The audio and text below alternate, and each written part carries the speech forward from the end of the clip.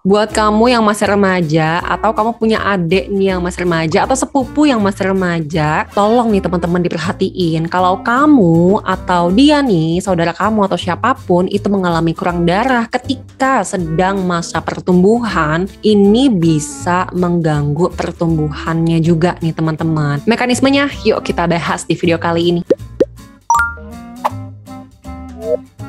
Assalamualaikum, hai semua, selamat datang kembali di channel Fania Utami, channel tentang kesehatan, pendidikan dokter, dan pengembangan diri. Di video kali ini kita akan bahas spesifik tentang kurang darah. Karena ada aja yang mengalami ini tapi nggak sadar ya teman-teman, terutama untuk kamu yang sedang dalam masa pertumbuhan. Karena kurang darah ini atau bahasa medisnya adalah anemia, itu ketika dialaminya sedang dalam masa pertumbuhan, maka ini dapat mengganggu pertumbuhan dan juga perkembangan. Kalau misalnya kamu yang concern ke tinggi badan, ini juga dapat mengganggu pertumbuhan tinggi badan kamu sehingga tinggi badannya jadi nggak optimal. Makanya hati-hati dan penting banget untuk kamu tahu. Kurang darah itu sendiri, itu adalah kondisi di mana di tubuh seseorang itu sel darah merahnya itu kurang teman-teman dari normal. Nanti bisa dicek tuh di laboratorium, oh ternyata betul nih HB-nya rendah di bawah normal. Nah ini kalau kita analogikan ya, kalau misalnya ada orang kerja di kantor, kerjaannya itu sebenarnya harus dilakukan oleh 10 orang, tapi ternyata kurang nih jumlah orangnya di bawah normal, orangnya cuma ada 5 misalnya. Sedangkan dia harus tetap melakukan job desk untuk 10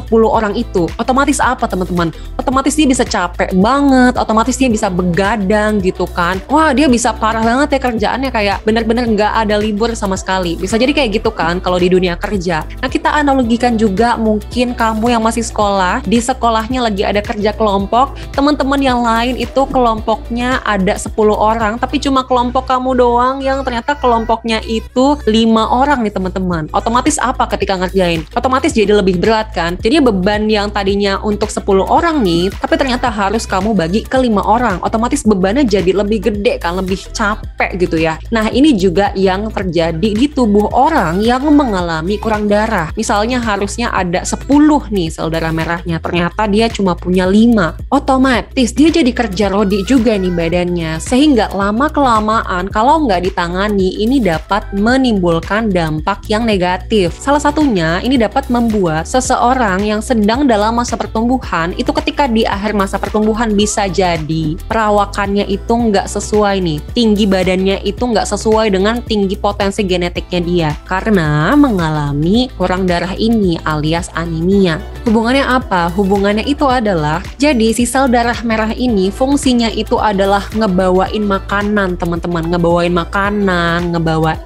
oksigen ke seluruh tubuh. Itu salah satu fungsinya ya. Dianterin nih teman-teman, untuk siapa? Untuk sel-sel yang ada di dalam tubuh. Kenapa? Karena sel-sel di dalam tubuh itu tuh kebanyakan dia nggak mungkin jalan-jalan kayak langsung ngambil sendiri. Dia harus nunggu di satu tempat, ditungguin nih, ditunggu mana sih ini kok orderannya belum datang nih. Udah order makanan online kok belum datang gitu. Ibaratnya kayak gitu ya kalau dianalogikan. Jadi kayak cuma tunggu di satu tempat, tunggu diantar nih makanannya gitu kan sama oksigennya. Nah kalau misalnya udah nyampe kan enak kan, bisa dipakai kan tuh makanannya, bisa dimakan gitu kan sama sel. Tapi kalau misalnya nggak ada, karena jumlah si pengantarnya ini sedikit gitu di bawah normal, maka otomatis ya nutrisinya mana gitu. Pas mau dia pakai, aduh udah lapar banget nih pengen makan gitu kan.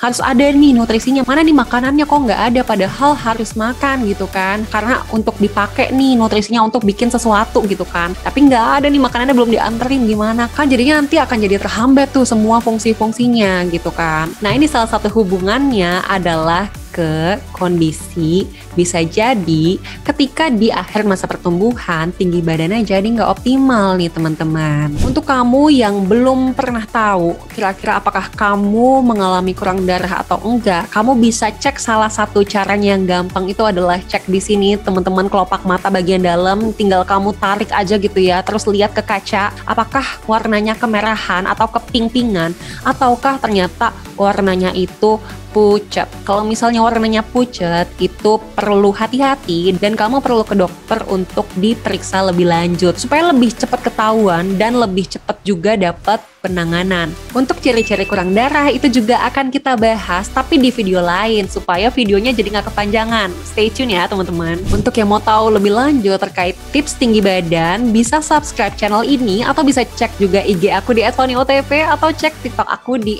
@fannyotv. Sekian video kali ini, semoga video ini berguna. Terima kasih banyak sudah menonton. Bye!